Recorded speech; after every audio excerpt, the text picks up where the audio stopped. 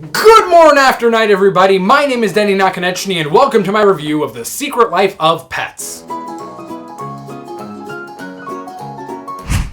The Secret Life of Pets is an animated film directed by Chris Renaud, who knows, and co-directed by Yarrow Cheney. It stars Louis C.K. as the main character Max, Eric Stonestreet as Duke, and Kevin Hart as Snowball. Now, the plot of this movie is pretty simple. It's very much like a Boy Meets World type of thing, but instead of the boy in the world, it's a dog and an owner, and the dog, Max, voiced by Louis C.K., gets adopted by this owner, and she takes him up to their apartment, and they have a grand old time together until she adopts another dog named Duke, voiced by Eric Stonestreet. And Duke and Max do not end up liking each other whatsoever. They start doing all these petty things to make it seem like one dog is better than the other dog, and it really isn't working out in either one of their favors. And to make a long story short, they get lost in the city, and that's where they meet Kevin Hart's character, Snowball, a little white cute rabbit who runs an underground sewage gang of wild animals that just got abandoned by people.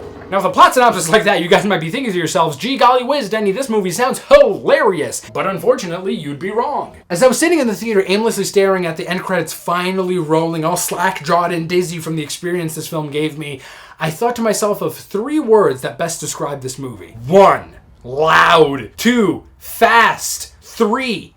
Violent. Let's start with loud. Every single one of these characters in this movie is yelling all of the time, and I mean endlessly screaming. And I'm not talking about yelling or screaming to get someone's attention across the street or to, convey a message of passion. I'm talking about two characters talking inside of a room, and it sounds like they're just hollering at each other. Now, granted, this might have been me or my ears, or maybe my movie theater's Dolby Digital Surround Sound system was cranked up to an obnoxious level. But I promise you, every time I heard an animal talk, I envisioned just the actor's mic being on a Spinal Tap 11. I mean, I'm telling you, a whisper sounded like a banshee orgasm. It was crazy, man.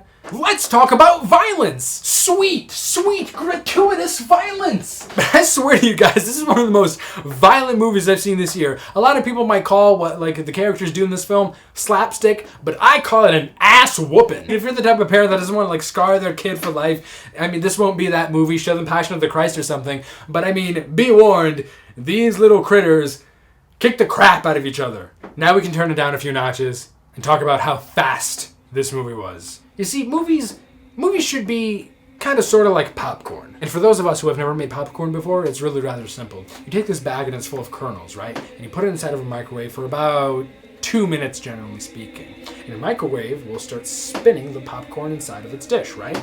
And as this plate is spinning your popcorn, electromagnetic waves are heating up the kernels inside, causing them to pop. And about halfway through this process, you'll see the bag of kernels slowly begin to rise, right? And sometime after that halfway point, you'll actually begin to hear the kernels in the bag go pop, pop, pop, pop, pop, pop, and it'll keep doing this. It'll keep popping, pop, pop, pop, pop, pop. And a few seconds before the timer on your microwave actually dings, all that popping that happened somewhere around that halfway point of the process slowly comes to a stop. And then your microwave tells you the mission has been complete, and you enjoy a nice hot bag of buttery salty popcorn. And that's generally how most good movies function. You get your characters in the beginning, and they interact, and they're meeting each other, and stuff slowly starts happening, and you're like, oh my goodness, what's happening? And then they have to resolve this climax and release the tension, and all this action starts de-escalating until all of a sudden it ends, and you say to yourself, golly, did I have a swell time? I mean, I gotta give the movie some props because it just takes that model and throws it right in the garbage. I mean, you get your characters, and then all of a sudden, oh my god, and things are just already happening, and they just keep happening. There's no nice gradual. It's just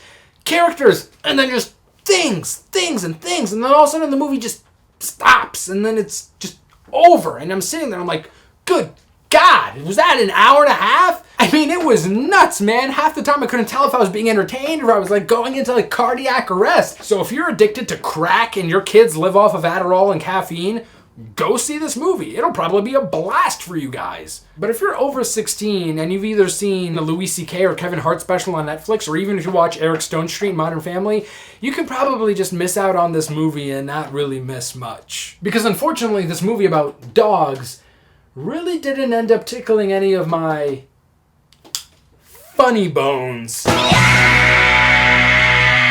So in the end, I guess I'll give The Secret Life of Pets 4 teaspoons of peanut butter out of 30. Thank you guys so much for wasting your time with me. If you like my reviews and you want to know more about my thoughts on movies and movie news, then please make sure to like this video, comment if you want, and subscribe if you will. My name is Denny Nakonechny, and I will see you in the next one.